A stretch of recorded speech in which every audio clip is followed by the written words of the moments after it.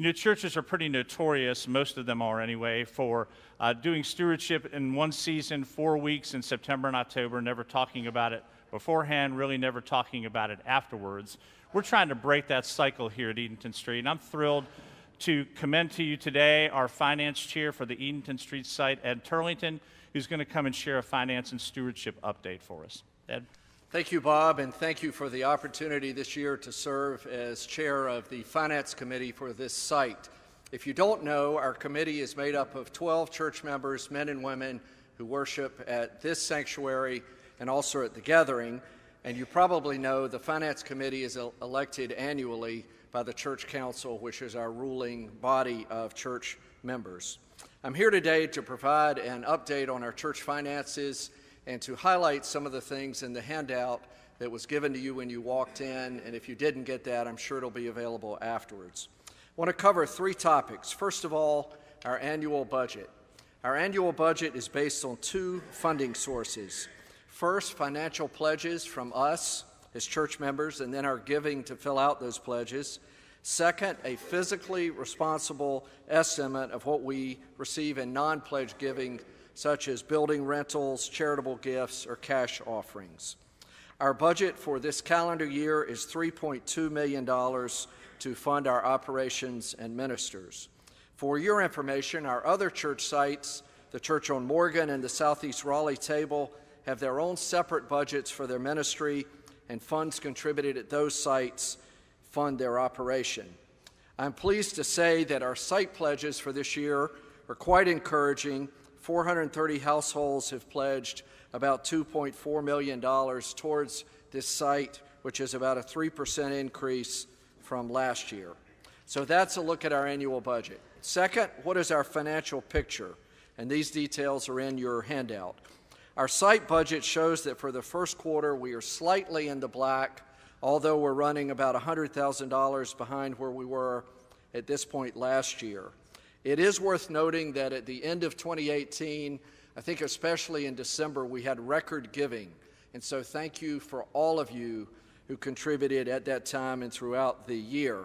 However, we have over a period of recent years been operating at a deficit that has required some spending adjustments. Various costs have been reduced, including related to personnel, and some of you are probably familiar, we've had an early buyout and early retirement plan for those who chose to take it. As I understand it, that process is now complete. So that's a summary of our financial picture. So let me move to the third point. Why do we all do this, and what does our money go for? Well, as shown also in your handout, let's think about a few of the highlights of where we invest. On MLK Day in this church, 30,000 meals were packaged by church members to go to needy children in Haiti. Throughout the week, and I see this in my own family, hundreds of children and youth are being served and growing in the faith. I'm very excited, and you're familiar with this, that in recent years our missional communities have started, 8 of them as I understand it, with over 200 participants to not only come together for fellowship, but also for mission. We continue a mission that we've done for years through Family Promise to periodically house temporarily homeless people and help them on their way. And then in the first quarter, 21 people joined our church family in addition to baptisms and weddings. And if you were here on Easter, you know our quarter is off to a very strong start with over 2,000 people worshiping at this site, the traditional and the gathering. So finally, what's for all of us to do? First of all, and sometimes I think we put this one at the end instead of the beginning, pray about all of this. Pray for our ministers, our staff, our giving, our generosity, and our mission. Second of all, I encourage you, if you haven't already, to make a financial commitment.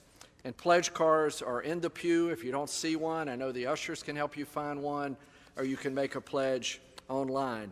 What we found in our family in recent years is at the beginning of the year, it's a very useful exercise to think about how we want to give over the course of a year and then make that commitment. And frankly, it brings budget discipline to our family to know that on a monthly basis we have an opportunity and a commitment to give. And then finally, as I touched on when I gave the mission examples, giving money is a vehicle to support God's work.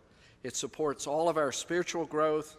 It supports ministry to those inside our walls, but perhaps as important, service to those outside. So as you think about this giving, I encourage you to do that praying, be generous in your gift, and remember where the money goes. Thank you very much.